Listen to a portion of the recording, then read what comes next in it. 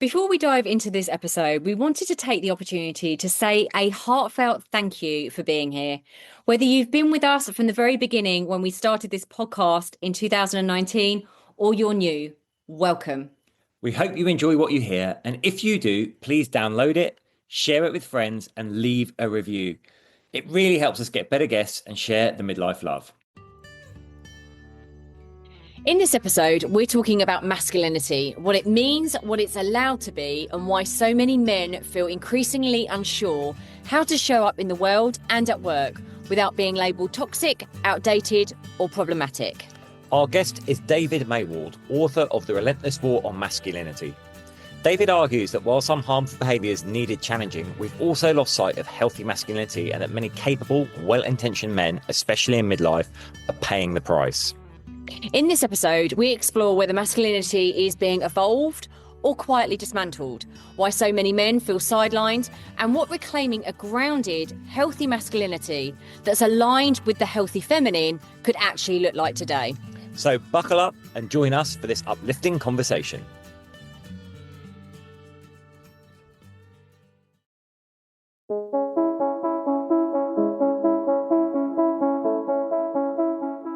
Hi, I'm James Davis. And I'm Claire Davis.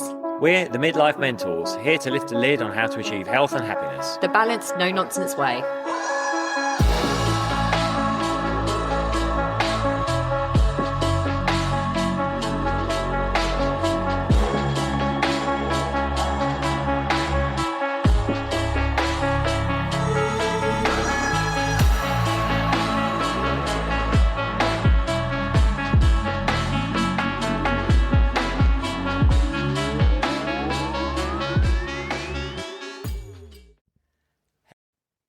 Hello and welcome to another episode of the Midlife Mentors with me, James. And me, Claire. How are you all? We are still in the sunny Ibiza. The sun has just come out here.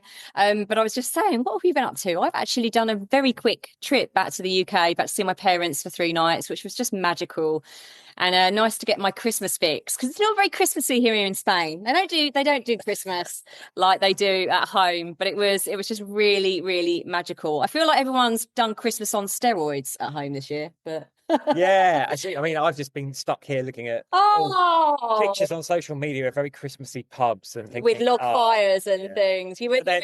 I can't complain. The sun's shining. We've got beaches, so yeah. I messaged him one day, and he was like, "Oh, I'm just sitting on the roof sunning myself." I was like, "I'm freezing in like -1," but you were looking after our child, I was our little doggy, the fur baby. Yeah. And then other than that, I've just been really busy. I think it's interesting actually. This year, a lot of my clients are really wanting to like push into coaching heading into the Christmas period and really max it out. I'm busy right up till Christmas Eve, which is fantastic. You are. I'm very proud of you. It's all amazing stuff you're doing in the world of men's mental health and mental fitness. So it's amazing. And talking of yes, we are so excited for our guest today. So I've been trying to get him on for a while, and he is here. We have father, board member, author David Maywald. He wrote, just written and released The Relentless War on Masculinity. David, welcome. Welcome. It's a pleasure to be here and chatting with you guys. We've had a Christmassy 37 degrees here in Canberra, the national capital of Australia. And I can tell you, it's melting the icing on our gingerbread houses, which obviously have to be eaten as soon as possible. Yeah, just it's a great excuse to eat them really quickly. I remember I had a Christmas in Sydney. And I was just very odd for me, David. I remember seeing Father Christmas in his entire get-up.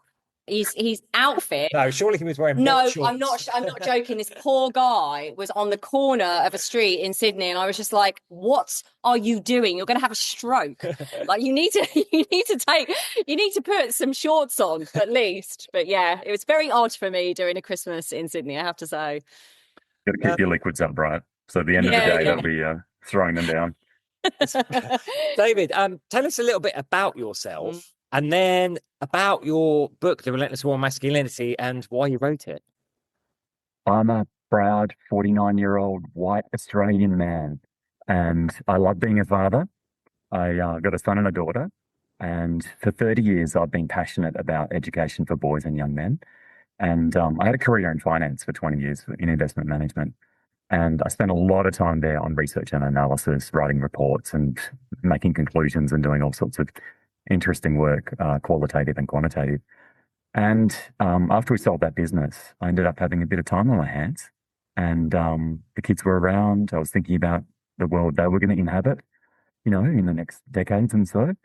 And I saw the need for some people to speak up about boys' education, men's health, longevity, well-being, including mental health and all the other aspects. And I could see amongst my contacts a real reluctance to speak the truth, to share their perspectives, to be honest, like just to talk about their thoughts and feelings. The men and the women who I was having coffee with, they had strong opinions, but they were super reluctant to get up on stage and talk about those with a microphone. And I figured I was the person to do it. It was the time to say it. And that's what led, to using my research and analysis skills and putting out this book, The Relentless War on Masculinity, which I proudly launched on International Men's Day. Yes. Oh, And fantastic. how long was that in the making? How long did it take you to write that, David? After the US election, I was watching that vibe shift, late last year and early this year. And when the kids went back to school in February, because we have a calendar school year, so we have a long summer holidays, very long summer holidays, which is in December and January. And the kids went back to school in February this year. And I was sort of thinking, what's on my bucket list this year? What do I really want to achieve? I've never written a book. And I have a few other things that I'm sort of not very passionate about. And this little worm was in my head about maybe you can write a book. Maybe, it's something worthwhile doing. And eventually it was just eating away at me in February. And I committed to it in about March, cleared out my calendar, just cleared out weeks and weeks of time, to do the research and the writing. And thankfully, I picked a hard deadline of International Men's Day, which, as you know, is the 19th of November. It's the same date every year. I picked that date, and that was the key for overcoming procrastination and actually getting it done, because I knew there was a hard date. I had to meet that date come hell or high water. And that was the key for me in really getting it out there. Amazing. Well, it's going so well, isn't it? Like I'm seeing, because we met you on LinkedIn. I have a love-hate relationship with social media, but actually I have to say LinkedIn has been a real blessing, actually. I've met lots and lots of people. I know you have too, but that's where we met you. And I'm seeing so much excitement and praise for the book. That's how I found out about James's book as well. And it brings people together. Yeah. And it's, there's a parallel there with the manosphere, and how positive that has been, especially for men in, despair and lack of connection. There's a way that the digital connections can bring people together across oceans, literally on the other side of the world, and find groups of people, support groups, your tribes. So this has been a real blessing. I'm so grateful that I've made the connection with both you guys and many other people through this journey of advocating for boys and men and writing the book. Bless you, David. Well, massive congratulations, because that's not long to write the book. Steamed. You. Yeah, and a good old pace. We've got another book that's due to be delivered this month, and I'm still working on it. Yeah, you've got about a week left to finish it. I'm procrastinating, so yes, we have a publisher waiting for it. I suspect you'll be asking for a deadline. A little bit of a deadline extension, so I'm feeling really bad now, but that's incredible. Well done. Congratulations. Specifically, I was very mindful of busy working parents, of people, with 1.5 jobs and other things like that. Yeah. So it's eminently readable within, if you can read quickly, you can read it in 2 hours. The audiobook's 3.5 hours, and obviously that's slower. Most people can read a lot faster than they can speak. But I was very mindful that where I could deliver most value is to people who working full time with a family or other commitments, running a business. They just don't have time to read 400 pages or 600 pages. They need the quick download. And that's what I've really aimed to do, is to distill down the key aspects of gender relations, and also to tell it how it is, and to call out some of the really incredible behavior that goes on in this space. Yeah.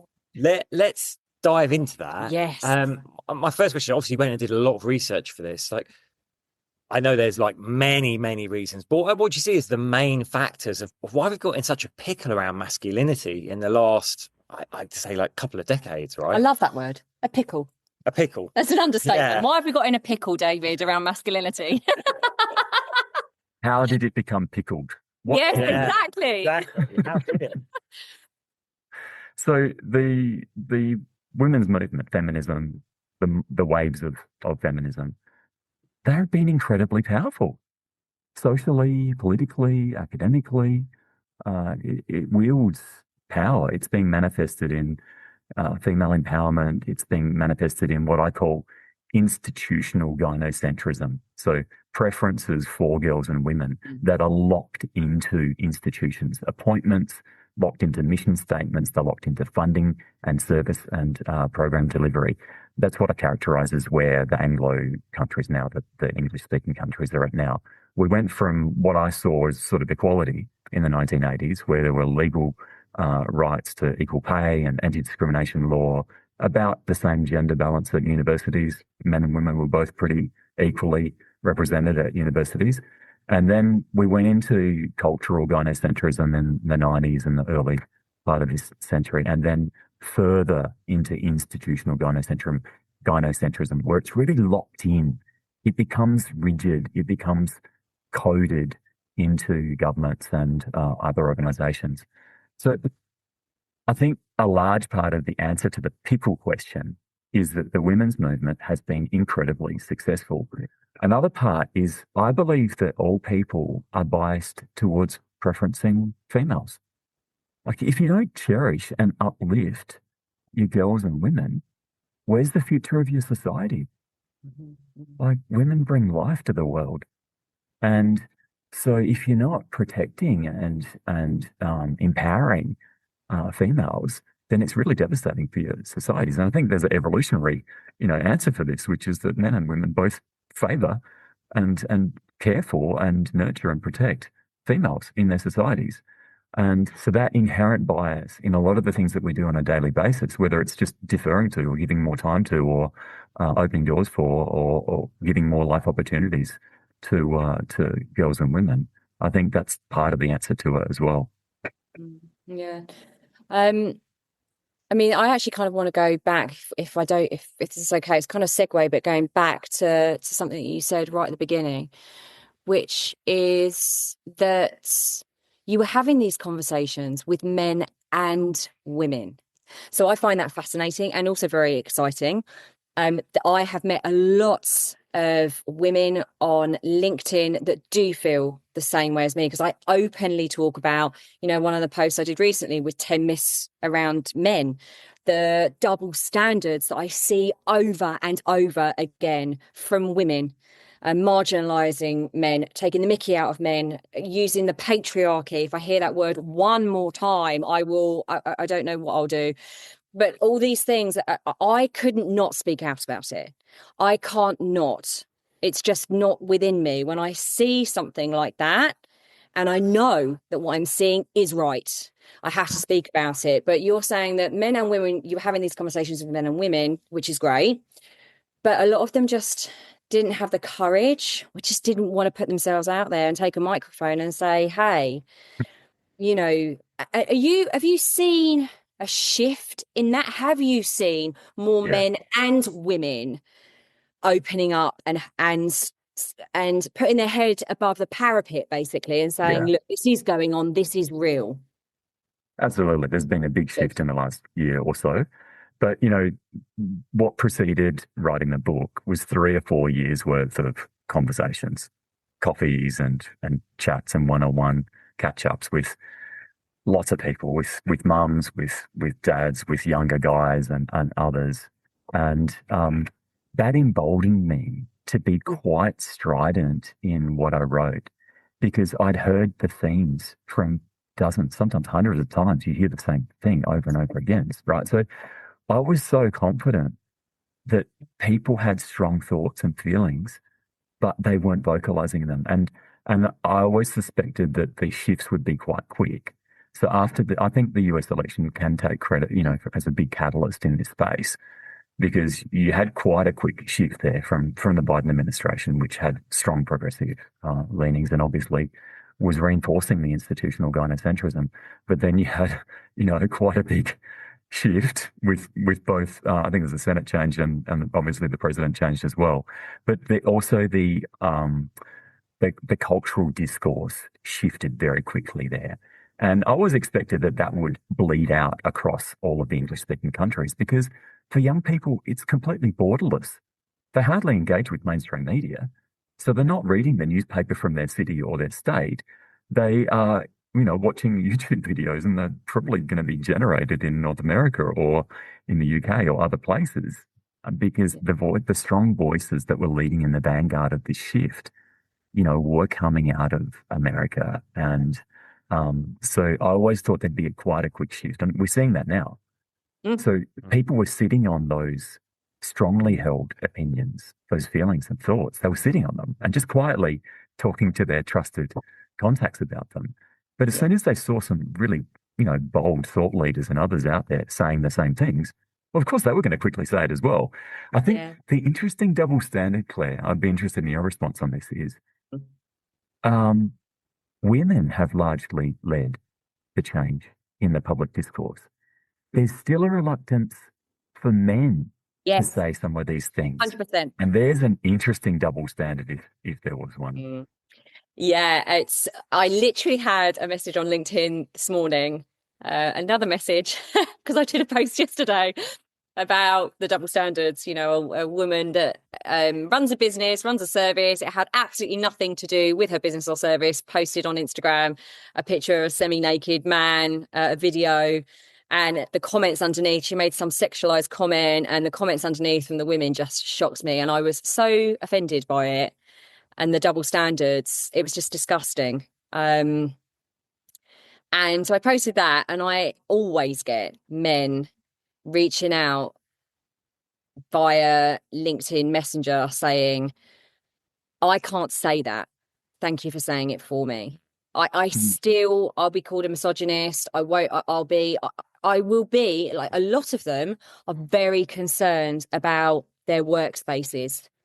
So if they say anything on social media, even a comment underneath my post, that just it terrifies them. So just kind of reaching out on a personal level. So I totally hear that, and I'm very honoured, and I don't take that lightly. That hopefully that us women can be the voices to speak this out, because men still are understandably concerned.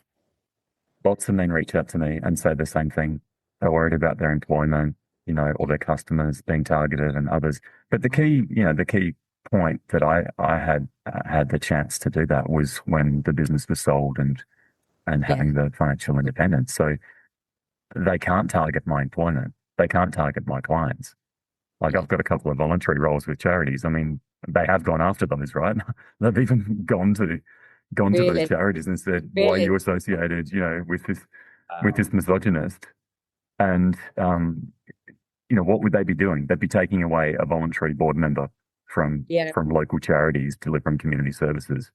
Who would win from that? And I get called a traitor. I get called a traitor by women as well. I get called a traitor, and I'm the same. Like, we run our own business. Yeah, obviously a little bit of a concern about some people looking at that and what it might mean to potential clients, but I'm past that now. Like, I really am past worrying about that now. I just want to touch something there. We've talked about double standards, and it's really interesting, right? You're basically asserting for male rights, but as a result of that, you're labelled a misogynist, whereas women who assert for women's rights are labelled feminists, and it's seen as something very positive. So it's like an interesting paradox we've got there, for sure. Yeah, there's a big asymmetry, because what's the opposite of a feminist is not really a men's rights activist. I mean, there are some differences there. And, James, people have gone after me and used those labels and accused me of outrageous things that are completely not true. But I have a son and a daughter. Like, I love them equally. I'm happily married to my wife. I've got a mother and a sister and others. When people say those things, I always laugh it off, because it's just so Yeah. so untrue, and so just it completely misses the point. It's a personal attack for the Yes. purposes of trying to undermine what's just a reasoned argument and a passionately advocate for men and boys. It's very lazy. This It's is where very social lazy. media has led us, right? We see this all the time, Yeah, the ad hominem attacks. Like people don't yeah. address the actual debate.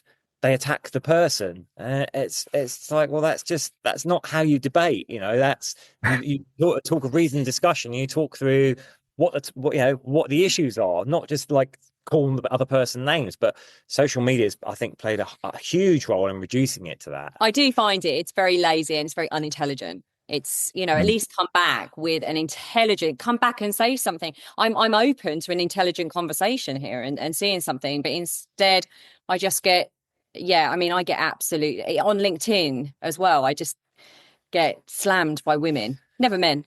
So I've been blocked. I've been blocked by a couple of men who think I'm too moderate or too much of a wet. I'm not being true to the causes, men's rights, and I'm not pushing hard enough. Oh, wow, And really? that, yeah, yeah, and I've seen discussions in private and online chat groups and other forum, and sometimes in person, which is really strident. It's a really small, unrepresentative echo chamber. It's so idealistic and hardcore in its aspirations and its ambition for change.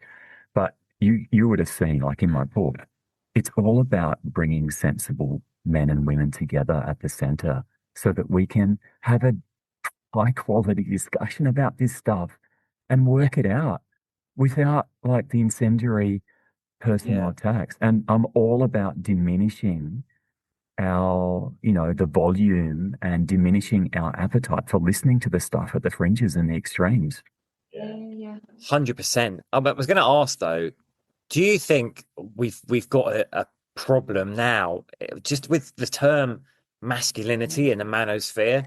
Like, we know that if we say masculinity, that should embody some really positive things, but unfortunately, like you say, it's a wide range, and at the far end, there's some pretty unsavory stuff. And the same with the manosphere, right? There's lots of great tools for boys and men.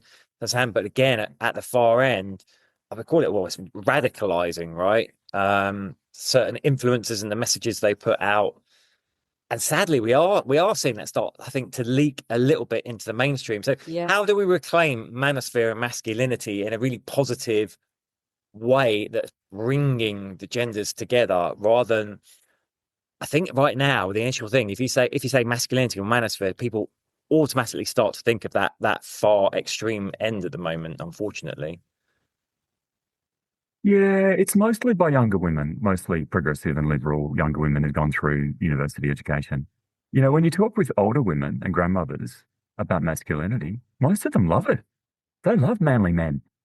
They like femininity and masculinity. Like they have an appreciation for the two. James, I would never give up that. It's so inherent to every male. I think we need to step forwards and take ownership, reclaim ownership, the positive ownership. In chapter 1, I talk about how radical feminists and others have caricatured masculinity. They've put up straw men, these ridiculously simplified and nasty versions of what they call masculinity. They're immature manhood. They're really unformed, and they really represent what those particular interests see as the negatives that they want to flame. Like they come up with a caricature and then destroy it for their purposes, for their own vested interests. So I think we need to reclaim it and really own it. Chapter 3 in the book, it's about the 4 horsewomen of modern feminism, and what I see in terms of how those 4 have been used, and they comprise misandry, gamma bias, gynocentrism, and gaslighting. I think all 4 of those have been used to try and diminish masculinity and to undermine males and male identity. especially in the Anglo and Western countries. So instead of giving in to that, you know, that campaign of trying to diminish manhood and masculinity and maleness, instead of giving into that, I think we need to step up.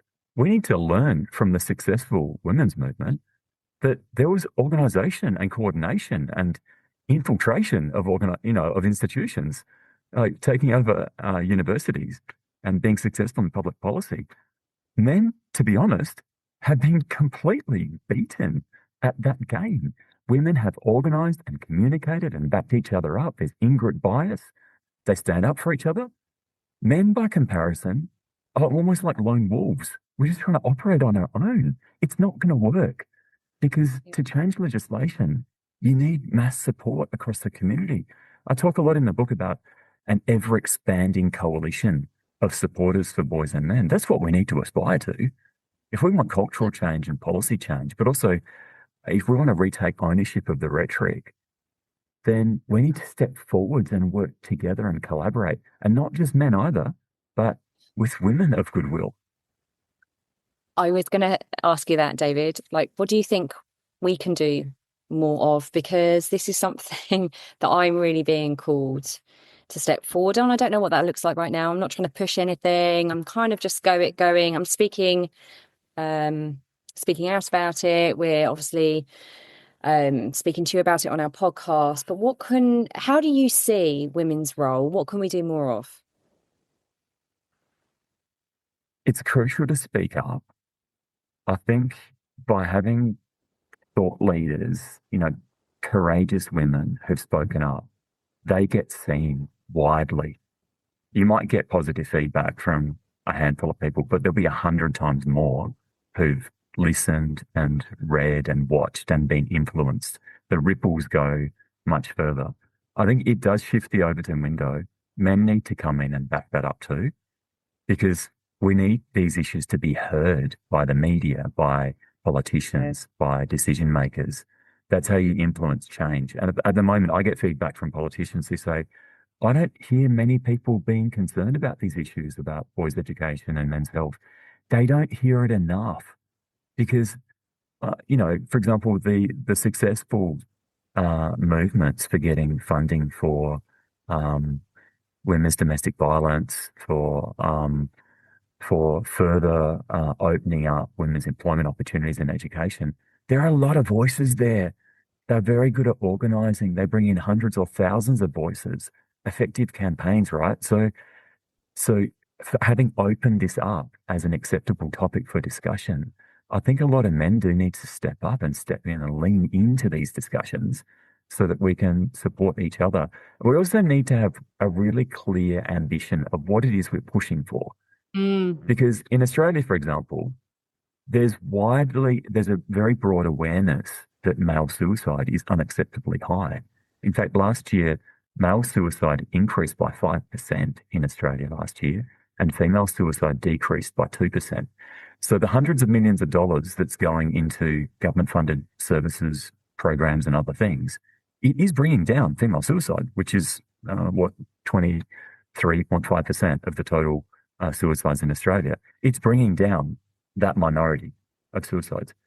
But at the same time, all of that money, all of that taxpayer funding has seen a 5% increase. That's over 100 extra males who committed suicide during the last 12 months. So all those are not being successful in the 76.5%, the vast majority of where suicide is being experienced across the community.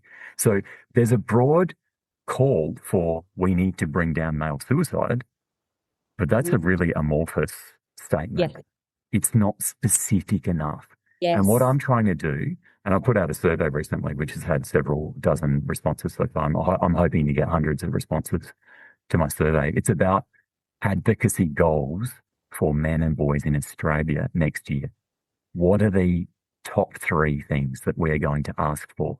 It won't just be bringing down male suicide. It might be a very specific program, or it might be a reallocation or tailored services that specifically meet the needs of men and boys. Yeah. James, what do you see there have been big calls for men to be allies of female empowerment. How do you see women being allies of male health and education and well-being improvements? Yeah, it's a great question, and off the record, I do a lot of work with organizations, and they'll talk to me about, yeah, we know that all of our DEI, it is all female skewed. Uptake by males of any of the services is really low compared to the female uptake. We know men feel disconnected from it. We know that we've asked men to be allies to every other group going, but no one's actually allying with them. There's not, you go to an organization and go, where's the middle-aged man support group? Doesn't exist, but there'll be like, a female group, a menopause group, whatever. And so I think women can just be vocal in saying, okay, let's just level the playing field. Like if we're doing this for us, how about we do this for men? Because at the moment, I think there is an imbalance for sure. I think everyone knows there is. The research says there is. So I think anyone, regardless of gender, actually, where they see that imbalance, can just say, "Hey, should we reweight this so it is more balanced and fairer to everyone?" Yeah. Yeah. I see it in workplaces a lot as well. And I hear what you're saying. But I do really feel like there is an obligation for us women who have obviously found this easier. Like our communication skills are slightly different. We have stepped up and we have said, look, this is what we deserve. This is what we want. This is what we want in place in the workplace. Okay, so now it's there. Like we've actually just gone like that in completely separate directions to men. So like, how can we bring them back into the fold? Like, how can we bring them back into this space? Because we're not going to thrive without them. Like we will never thrive. I mean, one thing I would say is like, I have noticed this year a big uptick in when I've been delivering keynotes, that women in the audience are much more receptive. Yes. And then they'll talk to me afterwards and they'll be like, I'm so glad you're raising this subject. I'm so glad you're talking about it. Because here's the thing, I think up to now it's been very binary, right? But actually, it's not like that. These women are like, oh, I have my husband's like this, my partner, my brother, my father. Yeah. We all have people in our lives that we care about. And so I think there's kind of a growing awareness that men have been marginalized, and you can't trot out the old argument as like that I used to hear all the time. Well, men have had it so good for so long, who cares? But you can't like how does punish something, or to say, right, just because you had it good, now you're going to have it bad. We have to equal. And I think there's a growing awareness. I get it. When the pendulum swings, it always swings back a bit too far the other way, and that's what's happened. But I do feel that we're coming back to a more centrist point where people are appreciating that we need to be looking after the needs of men as well as women. Yeah, the idea of double standards, I think it's becoming quite prevalent, that people are seeing the differences in behavior and reactions. Yeah. And there's always that conundrum of progressives or leftists, not knowing whether they should be critical or sympathetic because they haven't yet discovered the sex of the protagonist or the perpetrator in a specific situation. That's a real conundrum. It's like a Schrodinger's, with the cat. You don't know if it's in there or not. So because you've got this conditional response. Yeah. And it shapes your attitude and your receptivity to the people involved, which is a very telling social, characteristic. David, I want to ask you something, because obviously in your book you have mentioned faith, and obviously it's not necessarily, I love the way you've approached it in the sense that it's not kind of banging the drum, you immediately need to go and find faith, but it's kind of from a cultural, societal perspective around masculinity and how we might have lost that sense of, it's become me, rather than looking outside of ourselves for that higher power giving us some kind of moral compass, really, of a way to live our life in the way that was set by God. So I'd really like to, as people of faith, like actually just explore that. Can you just, I suppose it's it's an entire podcast, I'm sure, but why did you decide that that was an important thing to talk about in your book? The phenomenon of younger people returning or for the first time seeking out religious faith is fascinating for me. Me too. When you've got, in some cases, teenage boys or men in their 20s who have no background in their family of attending organized churches and religion. Maybe they have two atheist parents. And that really fascinated me. I was super curious about it. And I was trying to understand. I've been down these rabbit holes and looked at it in different countries, and I've tried to find the good quality data. And I'd love there to be more data, but quite a few people are thinking and talking about it. And in my understanding of what some of those people are experiencing, secular society isn't meeting their needs in terms of the spiritual needs, in terms of the social needs, in terms of their emotional needs. And they're searching out what has been a very successful buttressing and foundation to guide people through their lives. I think in the Anglo countries, we've been sort of seduced into this, like, government can solve everything and regulation and the lawyers are be writing, new pieces of compliance and other sort of stuff. It's not the answer. It's not going to solve these problems. It would bonkers to think that it ever could.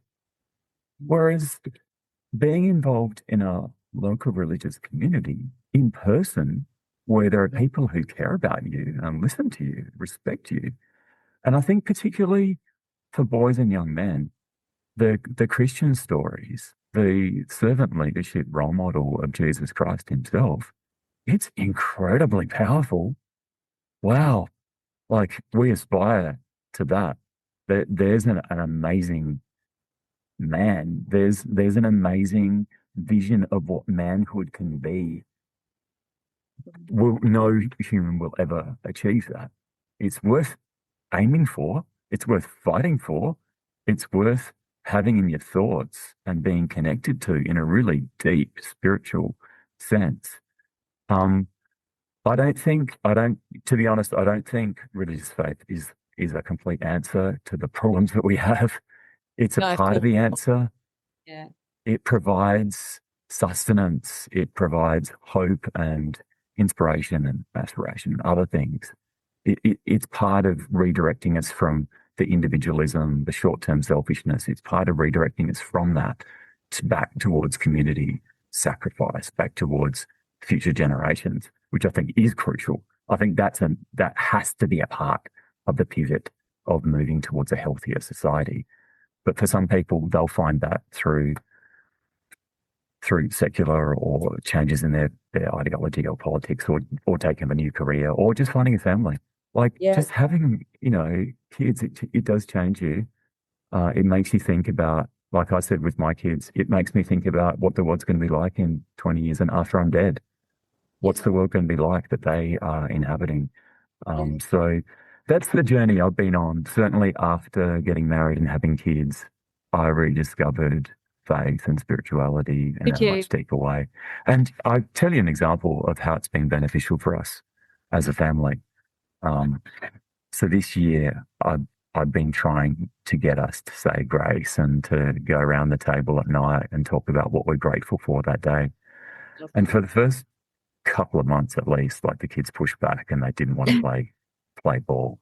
And it was really hard. It was like getting blood out of a stone.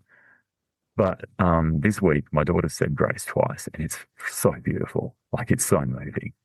She's 7, and it's starting to bear fruit. The consistency, the reorientation from not just like, what are you selfishly grateful for? What are you grateful for in our family and in our community and your school friends and other people? So it's been very powerful, and we have better conversations over dinner than we previously did.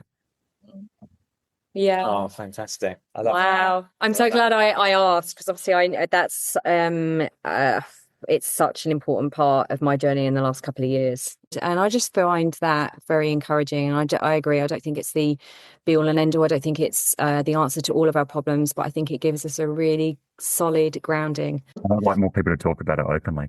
You know, I was at an AGM recently, and we were voting for positions, official office holder positions.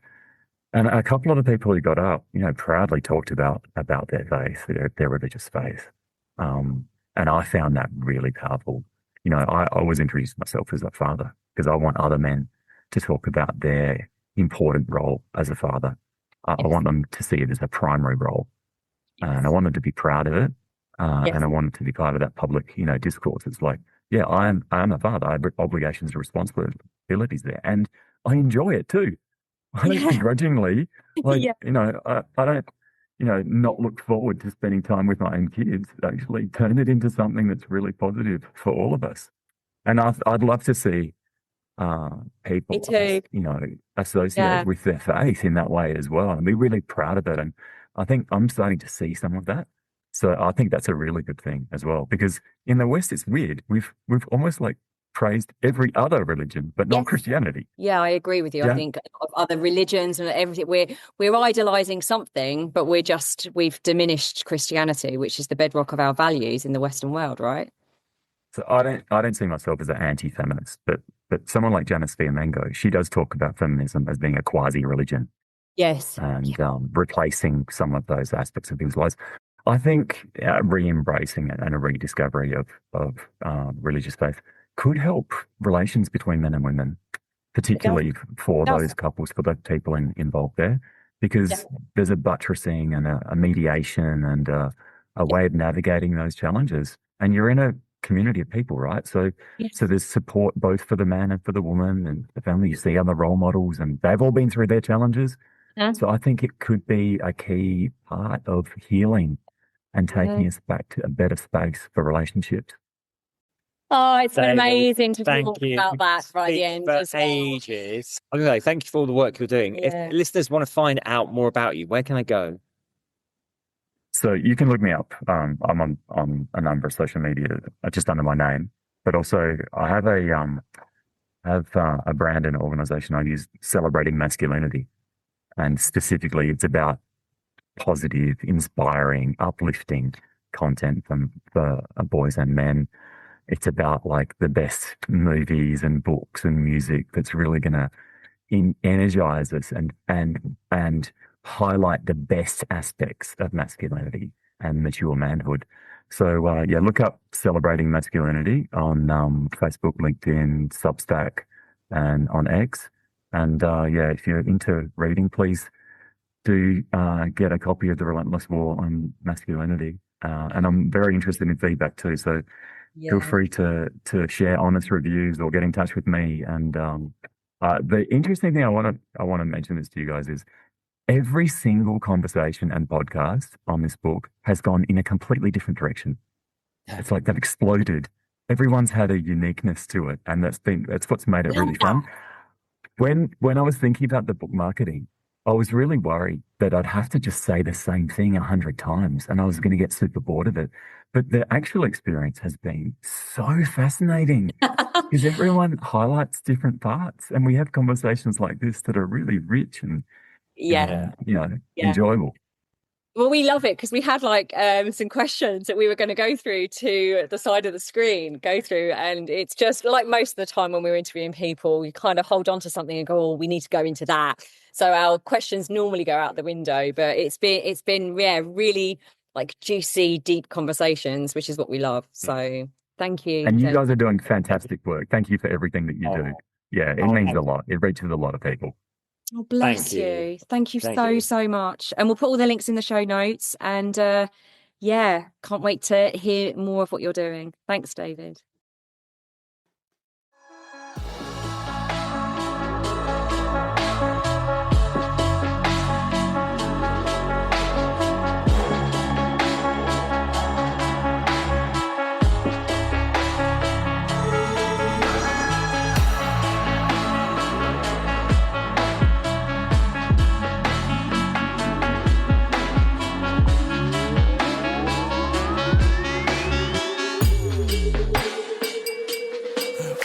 Yeah. You've been listening to the Midlife Mentors with Claire and James Davis.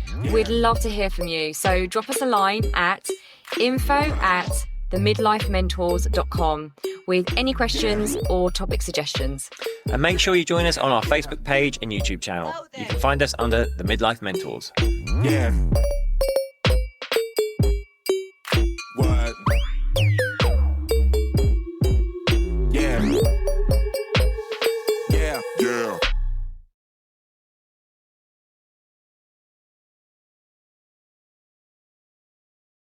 Thanks so much for listening to this episode. And don't forget to take the Midlife Reset Audit now to receive personalised insights into what's holding you back from living your healthiest, happiest midlife. So go ahead and take the audit now at themidlifementors.com/audit.